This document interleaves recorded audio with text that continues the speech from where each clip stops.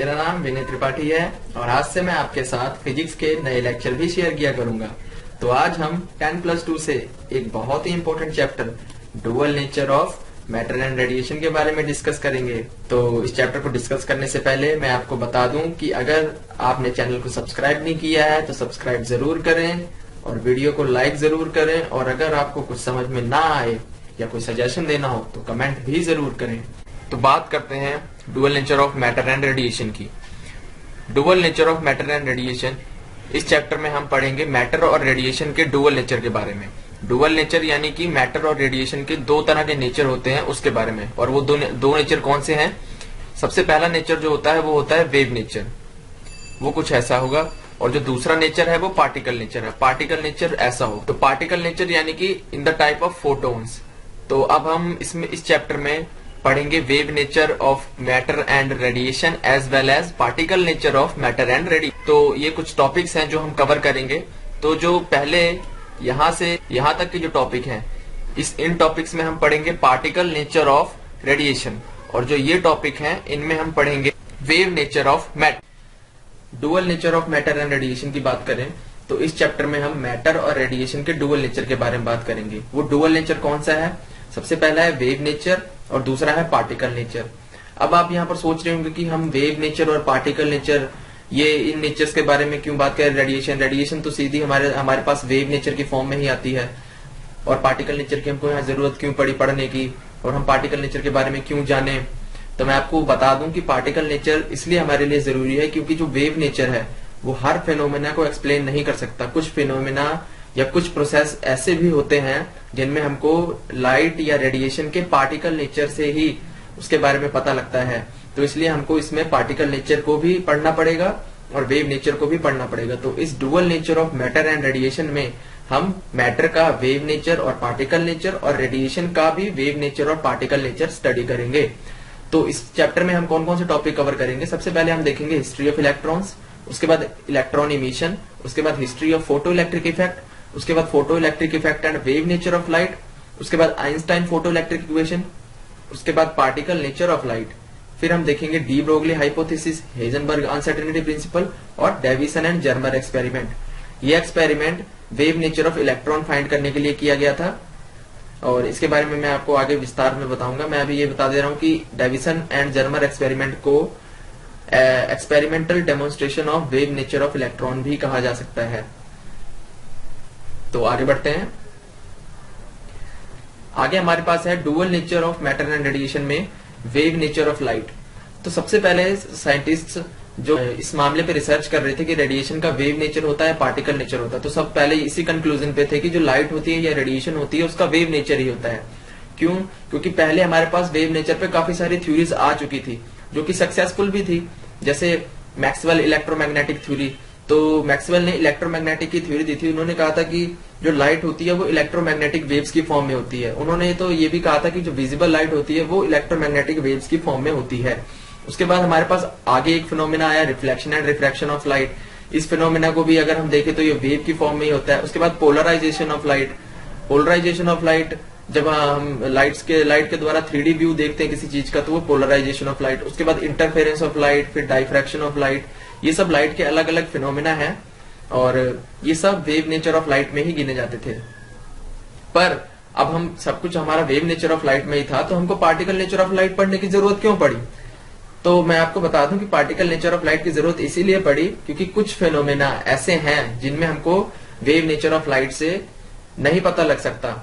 तो इसलिए हमको पार्टिकल नेचर ऑफ लाइट भी स्टडी करना पड़ेगा। जैसे मैं आपको एक सिंपल एग्जांपल देता हूं। जैसे हम सोलर सेल की बात करते हैं, तो सोलर सेल में क्या होता है कि जब लाइट फॉल करती है सोलर सेल के ऊपर, जब लाइट फॉल करती है सोलर सेल के ऊपर तो उसमें से इलेक्ट्रॉन इजेक्ट होते हैं, और वो जो इलेक्ट्रॉन इजेक्ट होते हैं वो हमको आगे इलेक्ट्रिसिटी प्रोड्यूस करने में हेल्प करते हैं। मतलब तो जो लाइट उस पर फॉल हो रही है सोलर सेल पे, वो लाइट जो है वो वेव नेचर में है या पार्टिकल नेचर में है, तो इसके बारे में हमको स्टडी करना पड़ेगा ना। क्योंकि अगर वेव नेचर में वो लाइट फॉल करेगी तो उसमें से इलेक्ट्रॉन निकलने में काफी टाइम लग जाएगा। सोलर सेल में इलेक्ट्रॉन निकलने में काफी टाइम लग जाएगा, और जिससे हमको कॉन्टिन्यूअस बिजली की सप्लाई नहीं मिल पाएगी, क्योंकि वेव जो होती है वो तो अप डाउन होती है। तो इसलिए हमको इस मैटर में देखना पड़ेगा कि वो लाइट की जो फॉर्म थी वो वेव नेचर थी या पार्टिकल नेचर थी। तो यहाँ पर जैसे मैंने आपको छोटी सी एग्जांपल दी सोलर सेल की, तो यहाँ पर जो हमारी लाइट आती है वो पार्टिकल नेचर की फॉर्म में आती है, ताकि कॉन्टिन्यूअस इलेक्ट्रॉन इजेक्शन होता रहे उसमें से और कॉन्टिन्यूअसली हमारी इलेक्ट्रिसिटी या करंट उसमें से प्रोड्यूस होता रहे। ठीक है, तो हम आगे बढ़ते हैं। ये कुछ वेव नेचर है लाइट रेडिएशन की, मैं आपको दिखा दूं। जो वेव होती है वो कुछ इस तरह होती है, जैसे कि आप देख रहे हैं। जो टॉप पोर्शन होता है उसको हम पीक कहते हैं, जो लोअर पोर्शन होता है उसको हम ट्रफ कहते हैं। और वेव लेंथ क्या होती है, एक वेव की लेंथ, या क्या होती है, एक वेव की लेंथ होती है। पीक टू पीक कह लीजिए या ट्रफ टू ट्रफ कह लीजिए। यानी कि अगर हम इसको देखें, इसको अगर इतना कर दें, अब ये देखिए ये हाफ और ये हाफ पोर्शन, ये मिलकर हमारा एक वेव पूरा बना देगा। तो ये हमारी एक पूरी वेव लेंथ हो जाएगी। ये हाफ, देखिए ये हाफ पोर्शन इतना और ये हाफ पोर्शन इतना, तो इसको मिलके हमारी एक पूरी वेव बन जाएगी। तो इसको हम कहेंगे वेव लेंथ। उसके बाद होता है एम्पलीट्यूड। एम्पलीट्यूड यानी कि हाइट ऑफ वेव। तो मैक्सिमम हाइट ऑफ वेव को हम कहते हैं एम्पलीट्यूड, यानी कि यहां से यहां तक ये पूरा एम्पलीट्यूड है वेव का। ठीक है, ये एम्पलीट्यूड और ये वेव लेंथ, ये दो चीजें हमारे इसमें आती हैं। उसके बाद हमारे पास the wave propagating perpendicular to the varying electric field intensity और varying magnetic field intensity is electromagnetic wave. अब जैसे इसमें आप देख सकते हैं कि ये हमारी electric field intensity perpendicularly move कर रही है और ये दूसरी तरफ से हमारी मैग्नेटिक फील्ड इंटेंसिटी मूव कर रही है, और इसके बिल्कुल परपेंडिकुलर में जो मूव करेगा वो होगा इलेक्ट्रोमैग्नेटिक वेव। तो ये कुछ फिनोमेना मैं आपको दिखा रहा हूं कि जिनमें हमको वेव नेचर ऑफ लाइट दिखता है। जैसे कि मैंने आपको पहले ही बताया कि विजिबल लाइट यानी कि जिस लाइट में हम देखते हैं, हमको दिखता है सब कुछ, तो वो उसमें भी इलेक्ट्रोमैग्नेटिक वेव होती है। डाइफ्रैक्शन ऑफ लाइट क्या होती है, the phenomena of bending of light from sharp corner and spreading into the region of geometrical shadow of diffraction. यानी कि जब लाइट किसी शार्प कॉर्नर से पास करे और उसके बाद स्प्रेड हो जाए, उसको हम कहेंगे डाइफ्रैक्शन ऑफ लाइट। जैसे कि आप देखते होंगे कि सुबह सुबह आपकी खिड़की में से जो रोशनी आती होती है वो होती है डाइफ्रैक्शन ऑफ लाइट।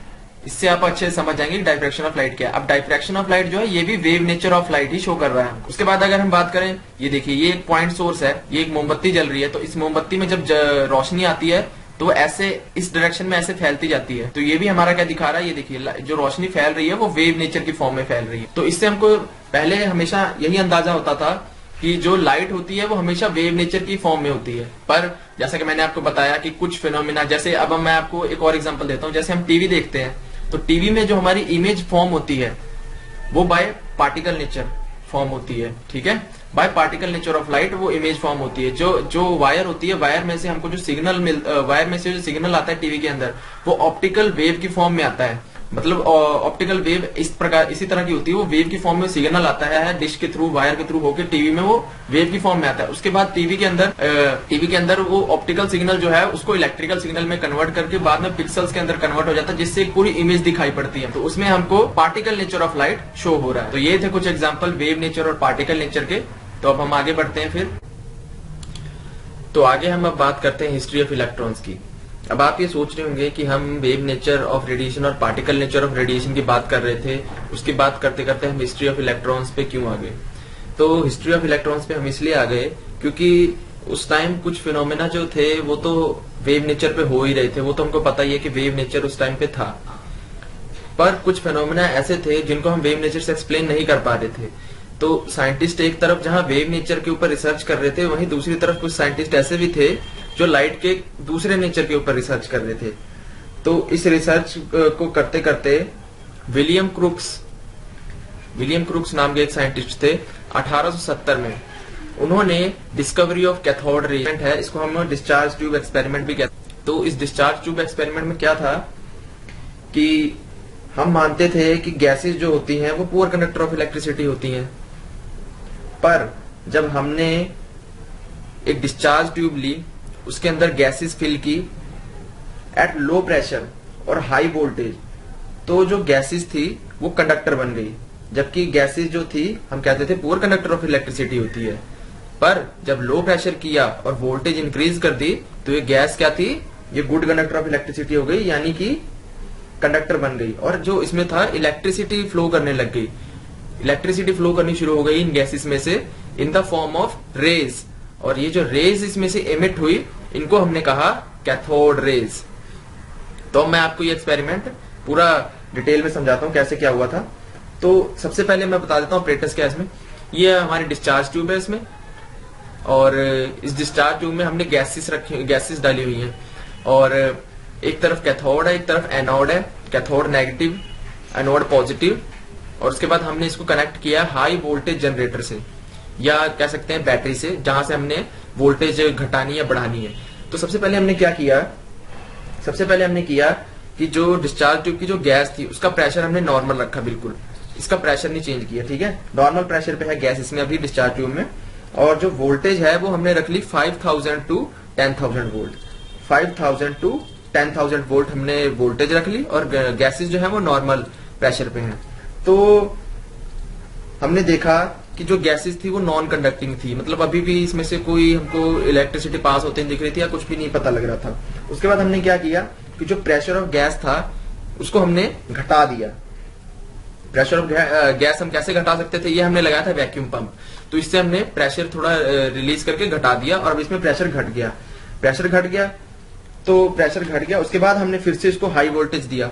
जब इसमें हाई वोल्टेज दिया तो क्या हुआ कि जो गैस थी वो कंडक्टिंग बन गई, और एक लाइट एमिट होती हुई दिखाई दी हमको इस गैस में से। इस गैस में से हमको कुछ एक लाइट एमिट होती हुई दिखाई दी, और जो कलर ऑफ लाइट था वो डिपेंड करेगा नेचर ऑफ गैस पे, ठीक है। तो उसके बाद फिर से हमने तीसरा क्या किया कि जो गैस का प्रेशर था उसको और रिड्यूस कर दिया। तो जब हमने गैस का प्रेशर रिड्यूस किया तो जो ग्लो था ट्यूब में वो घट गया प्रेशर के साथ ही, ठीक है। जो ट्यूब का ग्लो था वो घट गया, और जो ये रेज थी निकल रही थी ये एनोड के साथ टकरा के, मतलब एनोड पे जाके इन्होंने स्ट्राइक किया, और एनोड पे जो था वो ग्रीन ग्लो आने लग गया। ग्रीनिश लाइट आई और एक ग्लो आया। तो यहां से हमको पता लगा कि जो ग्लो हो रहा था ट्यूब में, ट्यूब के अंदर जो ग्लो हो रहा था वो किस वजह से था, due to bombardment of glass by certain rays emitted by cathode. तो जो कैथोड में से रेज निकल रही थी वो पहले इस ग्लास पे स्ट्राइक कर रही थी, तो ये ग्लास में ग्लो आ रहा था। पर जब हमने प्रेशर और घटा दिया तो ये जो रेज थी ये जाके एनोड पे स्ट्राइक की, और एनोड में ग्रीन कलर का ग्लो आ गया। तो ये जो रेज थी तो इसको हमने नाम दिया कैथोड रेज, क्योंकि ये कैथोड की तरफ से एमिट हो रही थी। उसके बाद हम आगे बढ़ते हैं। तो उसके बाद क्या हुआ, उसके बाद साइंटिस्ट ने एक एक्सपेरिमेंट किया। क्या किया कि इस ट्यूब के अंदर एक व्हील डाल दिया, कुछ इस तरह का एक व्हील होगा वो डाल दिया, और फिर से इसमें वोल्टेज अप्लाई किया और प्रेशर घटा दिया। तो क्या होगा, जब ये रेज इधर से निकल रही थी इस रे ने इस व्हील को स्ट्राइक किया, और जब इस व्हील को स्ट्राइक किया तो ये व्हील जो था वो रोटेट करने लग गया। तो इससे हमको ये पता लगा कि जो कैथोड रे है वो मैकेनिकल इफेक्ट भी प्रोड्यूस कर रही है। मैकेनिकल इफेक्ट प्रोड्यूस कर रही है मतलब क्या था कि जो कैथोड रे है उसमें मटेरियल पार्टिकल भी है, कोई ना कोई मटेरियल पार्टिकल, मतलब रे वेव की फॉर्म में तो है नहीं, मतलब इसमें कोई पार्टिकल है जो इस पे स्ट्राइक कर रहा है और जिसकी वजह से ये पैडल घूम गया। तो यहां से हमारे दिमाग में एक बात आने लग गई कि कैथोड रे में कोई पार्टिकल है, और यहीं से एक शुरुआत हुई इलेक्ट्रॉन की हिस्ट्री। तो चलिए आगे देखते हैं। अब उसके बाद साइंटिस्ट आए हमारे जे थॉमसन। जे थॉमसन ही थे जिन्होंने इलेक्ट्रॉन की डिस्कवरी की थी। तो जे थॉमसन ने क्या किया, इन्होंने जो हमारा डिस्चार्ज ट्यूब था उसके आसपास इलेक्ट्रिक फील्ड अप्लाई कर दी। इलेक्ट्रिक फील्ड, एक तरफ नेगेटिव इलेक्ट्रिक फील्ड की पोलैरिटी रखी और दूसरी तरफ पॉजिटिव इलेक्ट्रिक फील्ड की पोलैरिटी रखी, और वोल्टेज सप्लाई किया। फिर यहां से कैथोड रेज एमिट हुई। पर जब यहां से कैथोड रेज एमिट हुई और इलेक्ट्रिक फील्ड थी नेगेटिव पोलैरिटी और पॉजिटिव पोलैरिटी की, तो ये देखने को मिला कि जो कैथोड रेज थी वो पॉजिटिव पोलैरिटी वाले की तरफ सर्कुलर पाथ में, पॉजिटिव पोलैरिटी वाले की तरफ सर्कुलर पाथ में मूव कर गई। यानी कि यहां से हमको ये समझ में आया कि जो कैथोड रेज में हमने बात की थी पार्टिकल्स की, वो पार्टिकल्स नेगेटिवली चार्ज्ड हैं, नेगेटिवली चार्ज्ड पार्टिकल है यहाँ पर। तो यहां से हमको पता लगा कि electrons is fundamental part of metal and is negatively charged particle and having charge 1.6 into 10 raised to power minus 19 coulomb and mass 9.1 into 10 raised to power minus 31 kg। Okay, तो अब डिस्कवरी ऑफ इलेक्ट्रॉन्स के बाद हम बात करते हैं electron emission की। कोई भी मेटल होता है तो उसके अंदर एटम्स होते हैं और एटम्स के अंदर इलेक्ट्रॉन जो होते हैं वो टाइटली बाउंडेड होते हैं। अब जब इलेक्ट्रॉन टाइटली बाउंडेड हैं तो उनको बाहर निकालने के लिए हमको बाहर से एक्सटर्नल एनर्जी अप्लाई करनी पड़ेगी। तो जब हम एक्सटर्नल एनर्जी अप्लाई करेंगे तो वो जो इलेक्ट्रॉन है वो इजेक्ट हो जाते हैं। जैसे ये कोई मेटल सरफेस है, जब हम इस पे कोई बाहर से एनर्जी अप्लाई करेंगे तो इसमें से इलेक्ट्रॉन इजेक्ट हो जाएंगे, तो इसको हम कहेंगे इलेक्ट्रॉन एमिशन। अब बात ये उठती है कि क्या कौन से इलेक्ट्रॉन जो है वो एकदम से इजेक्ट हो जाएंगे जब हम बाहर से एनर्जी अप्लाई करेंगे। अब ये हमारा एक एटम है, ये न्यूक्लियस है, ये इलेक्ट्रॉन्स इसके आसपास घूम रहे हैं। अब जब हम सबसे पहले एनर्जी अप्लाई करते हैं, एनर्जी किसी भी फॉर्म में हो सकती है, हीट एनर्जी, लाइट एनर्जी, तो जब हम एनर्जी देंगे तो जब ये एनर्जी इस एटम पे स्ट्राइक करेगी तो जो इसके फ्री इलेक्ट्रॉन्स होंगे सबसे पहले वो बाहर जाने की कोशिश करेंगे, सबसे पहले वो इजेक्ट होंगे फ्री इलेक्ट्रॉन्स। तो उन फ्री इलेक्ट्रॉन्स को इजेक्ट करने के लिए जब हम एक्सटर्नल एनर्जी अप्लाई करते हैं, वो जो एक्सटर्नल एनर्जी है वो इतनी सफिशिएंट होनी चाहिए कि उसमें से इलेक्ट्रॉन निकल सके, और उस sufficient external energy to pull out electron को हम कहेंगे वर्क फंक्शन। ये वर्क फंक्शन बहुत ही इंपॉर्टेंट टर्म है, इसको आपको दिमाग में रखना पड़ेगा। मैं फिर से एक बार बता दूं, work function is the minimum amount of energy required to carry out an electron from metal surface. किसी भी मेटल सरफेस से इलेक्ट्रॉन को बाहर निकालने के लिए मिनिमम अमाउंट, यानी कि कम से कम जितनी एनर्जी हम अप्लाई करते हैं, कम से कम जितनी एनर्जी अप्लाई करते हैं तो हम कहेंगे वर्क फंक्शन। इसको हम डिनोट करते हैं ओमेगा से। और वर्क फंक्शन जो है वो डिपेंड करेगा मटेरियल टू मटेरियल। ये हर एक मटेरियल के अलग अलग हो सकता है, क्योंकि जो कई मटेरियल्स में जो इलेक्ट्रॉन की बॉन्डिंग है वो हार्ड होती है, कई मटेरियल्स में इलेक्ट्रॉन की बॉन्डिंग सॉफ्ट होती है या कम होती है। जैसे हम बात करें सोडियम की, तो सोडियम में क्या है, सिंगल फ्री इलेक्ट्रॉन होता है। और जैसे हम बात करें मैग्नीशियम की, तो मैग्नीशियम में 2 फ्री इलेक्ट्रॉन है, तो इसमें सिंगल फ्री इलेक्ट्रॉन है। तो जब हम इस पे एनर्जी अप्लाई करेंगे तो ये जो फ्री इलेक्ट्रॉन है फटाफट बाहर आने की कोशिश करेगा, मतलब जो इसके लिए हम एनर्जी अप्लाई करेंगे वो कम होगी, और जो वर्क फंक्शन भी इसके लिए हमारा होगा वो भी कम होगा। और ऑन द अदर हैंड अगर हम बात करें मैग्नीशियम की, तो मैग्नीशियम में 2 फ्री इलेक्ट्रॉन है, तो ये 2 फ्री इलेक्ट्रॉन को निकालने के लिए जो हमको एनर्जी की रिक्वायरमेंट है वो ज्यादा है। तो एनर्जी अगर ज्यादा लगेगी तो वर्क फंक्शन भी हमारा ज्यादा होगा। तो ऐसे हम बात कर सकते हैं कि जो वर्क फंक्शन है वो मटेरियल टू मटेरियल वेरी करेगा और डिपेंड करेगा कि किसमें कितने फ्री इलेक्ट्रॉन्स हैं जो इजेक्ट किए जा सकते हैं। और जो यूनिट होते हैं वर्क फंक्शन के वो होता है इलेक्ट्रॉन वोल्ट, और electron volt, 1 electron volt equal होता है 1.6 × 10⁻⁻19 जूल, यानी कि इलेक्ट्रॉन के चार्ज के बराबर होता है। और 1 इलेक्ट्रॉन वोल्ट क्या होता है, इसकी डेफिनेशन भी मैं आपको बता दूं। 1 इलेक्ट्रॉन वोल्ट क्या है, जैसे मान लीजिए ये कोई मेटल था, ये किसी मेटल का एक एटम है मेरा, ठीक है, इसका जो फ्री ये एक्साइटेड इलेक्ट्रॉन है। अब जब मैंने इस पे बाहर से एनर्जी अप्लाई की, एनर्जी मैंने कितनी अप्लाई की, मान लीजिए इस पे मैंने पोटेंशियल डिफरेंस ऑफ 1 वोल्ट लगाया, ये कोई मेटल है, इस पे मैंने 1 वोल्ट पोटेंशियल सेट किया। तो जब मैंने 1 वोल्ट पोटेंशियल से इस पे एनर्जी अप्लाई की, तो जो अमाउंट ऑफ एनर्जी ये इलेक्ट्रॉन गेन करेगा रिलीज होने पे, उसको हम कहेंगे 1 इलेक्ट्रॉन वोल्ट। यानी कि 1 electron volt is amount of energy gained by an electron when 1 volt of energy is applied. मान लीजिए पूरा मेटल ही था, सोडियम का मेटल है ये, इसमें एक फ्री इलेक्ट्रॉन है, तो इस फ्री इलेक्ट्रॉन को रिलीज करने के लिए मैंने 1 वोल्ट का पोटेंशियल डिफरेंस अप्लाई किया इस पे। तो 1 वोल्ट का पोटेंशियल डिफरेंस अप्लाई करने पे क्या हुआ, इसका इलेक्ट्रॉन रिलीज हो गया। तो इसका energy gained by this electron, यानी कि इस इलेक्ट्रॉन ने जितनी एनर्जी गेन की उसको हम कहेंगे 1 electron volt. Type of electron emission, यानी कि हम इलेक्ट्रॉन को इमिट कैसे कर सकते हैं, उसके वैलेंस शेल में से उसको बाहर कैसे निकाल सकते हैं, कौन कौन सी एनर्जी सप्लाई करके इलेक्ट्रॉन को इसके वैलेंस शेल से बाहर निकाल सकते हैं। तो सबसे पहले हम बात करेंगे थर्मो आयनिक इमिशन, उसके बाद फील्ड इमिशन, उसके बाद फोटो इलेक्ट्रिक इमिशन। तो थर्मो आयनिक इमिशन की बात करते हैं। थर्मो आयनिक इमिशन क्या होती है, This emission is caused by supplying minimum required energy by heating the metal surface to eject electrons। तो metal surface जो होती है उसको जब हम हीट कर दें, तो हीट करने के बाद जब उसमें से इलेक्ट्रॉन इजेक्ट हो उसको हम कहेंगे थर्मो आयनिक इमिशन। थर्मो शब्द से ही आपको समझ में आ जाना चाहिए, by the use of heat जब हम इलेक्ट्रॉन को एमिट करें उसको हम कहेंगे थर्मो आयनिक इमिशन। जैसे मैं आपको एग्जांपल दूं, माइक्रोवेव में हम बाहर से करंट सप्लाई करेंगे, करंट से क्या होगा, अंदर हीट प्रोड्यूस होगी, और हीट की वजह से जो उसमें वायर या रॉड लगी होती है उसमें से इलेक्ट्रॉन इजेक्ट होने लग जाएंगे, जिसकी वजह से हमारा सामान गर्म होने लग जाता है। या हम बात करें हीटर की, हीटर में भी कुछ यही फिनोमेना है। या हम बात करें बल्ब की, ये सिंपल मैंने बल्ब लगाया हुआ, बल्ब एग्जांपल है। बल्ब में क्या होता था कि जब हमने करंट सप्लाई किया तो ये जो तार होती थी बल्ब की, ये हीटअप हो जाती थी। तो इसके हीटअप होने की वजह से इसमें से क्या होता था, इलेक्ट्रॉन इजेक्ट होते थे, और जब इसमें से इलेक्ट्रॉन इजेक्ट होंगे तो ये ग्लो करने लग जाता था। उसके बाद बात करते हैं हम फील्ड इमिशन की। फील्ड मतलब क्या है, इलेक्ट्रिक फील्ड। जब हम मेटल पे इलेक्ट्रिक फील्ड अप्लाई करें और उसकी वजह से उसमें से इलेक्ट्रॉन इमिट हो तो उसको हम कहेंगे फील्ड इमिशन। जैसे कि ये सेम एग्जांपल हम बल्ब वाली, इसमें इलेक्ट्रिक फील्ड इमिशन में भी लगा सकते हैं कि हमने पहले करंट अप्लाई किया, ये इलेक्ट्रिक फील्ड अप्लाई की बल्ब पे, तो बल्ब की वायर जो थी वो हीटअप हुई और उसमें से इलेक्ट्रॉन इजेक्ट होने लग गए। तो मतलब क्या था, it can be caused by applying an electric field to the metal surface. The electric field should be as strong to eject the electron from metal surface. Electric field जो है वो उतनी स्ट्रॉन्ग भी होनी चाहिए कि वो इलेक्ट्रॉन को मेटल सरफेस से निकाल सके। ठीक है, ये आपको ध्यान रखना पड़ेगा। मतलब अगर आप कोशिश करें कि 200 वाट का बल्ब है आपका, 200 वाट का बल्ब है और उसको आप एक बैटरी से जलाने की कोशिश करें, एवरेडी की एक नॉर्मल बैटरी से उसको जलाने की कोशिश करें, तो नहीं जल पाएगा वो, क्योंकि उसके लिए सफिशिएंट इलेक्ट्रिक फील्ड नहीं है वो।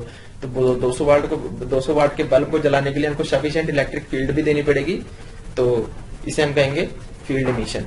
उसके बाद बात आती है photo electric emission. Photo electric emission, photo term से आप समझ गए होंगे, light. Photo means light. Photosynthesis सुना होगा आपने, फोटोसिंथेसिस होता है। तो फोटोसिंथेसिस क्या होता है, preparation of plant food with the help of light. Plant जो अपना खाना प्रिपेयर करते हैं with the help of light, उसको हम कहते हैं फोटोसिंथेसिस। अब ये क्या है, photo electric emission. Photo electric emission का मतलब क्या है, with the help of light हम इलेक्ट्रॉन को इमिट करें या इलेक्ट्रॉन को बाहर निकालें। तो कैसे निकालें, बाहर से जो लाइट रेज हैं वो स्ट्राइक करेंगी मेटल सरफेस पे। ठीक है, वो जो लाइट रेज है वो सूटेबल फ्रिक्वेंसी की होनी चाहिए। जैसे इसमें हमने कहा था सूटेबल इलेक्ट्रिक फील्ड होनी चाहिए, तो इसमें जो लाइट है वो सूटेबल फ्रिक्वेंसी की होनी चाहिए। मतलब फ्रिक्वेंसी इतनी होनी चाहिए कि इसके जो इलेक्ट्रॉन है उस पर स्ट्राइक करो और इलेक्ट्रॉन बाहर आए। ठीक है, तो इतना होना चाहिए। अब ये जो लाइट रेज जो इस पे स्ट्राइक करेंगी वो होंगी पार्टिकल नेचर की, और उन लाइट रेज के जो पार्टिकल होंगे उनको हम क्या कहते हैं, फोटॉन्स। जो लाइट रेज के पार्टिकल होंगे उनको हम कहेंगे फोटॉन्स, यानी कि लाइट रेज से जो पार्टिकल आएंगे छोटे छोटे पैकेट्स की फॉर्म में, वो होंगे फोटॉन्स। और जब ये फोटॉन्स सूटेबल फ्रिक्वेंसी के होंगे और इन इलेक्ट्रॉन्स पे स्ट्राइक करेंगे तो ये इलेक्ट्रॉन क्या है, इसमें से इजेक्ट हो जाएंगे, फोटो इलेक्ट्रिक इमिशन होगी। अब इसकी एग्जांपल मैंने, जैसे आप मान लीजिए सोलर सेल है, तो सोलर सेल में क्या है, लाइट रेज फॉल करेंगी इन द फॉर्म ऑफ फोटॉन्स, और जब ये फोटोन इलेक्ट्रॉन को स्ट्राइक करेंगे तो इलेक्ट्रॉन इजेक्ट हो जाएंगे और इलेक्ट्रॉन आगे ये हम बैटरी लगा देते हैं और बैटरी के थ्रू ये इलेक्ट्रिसिटी प्रोड्यूस करते हैं और हम यूज करते हैं। ठीक है, आई होप आपको समझ में आया होगा।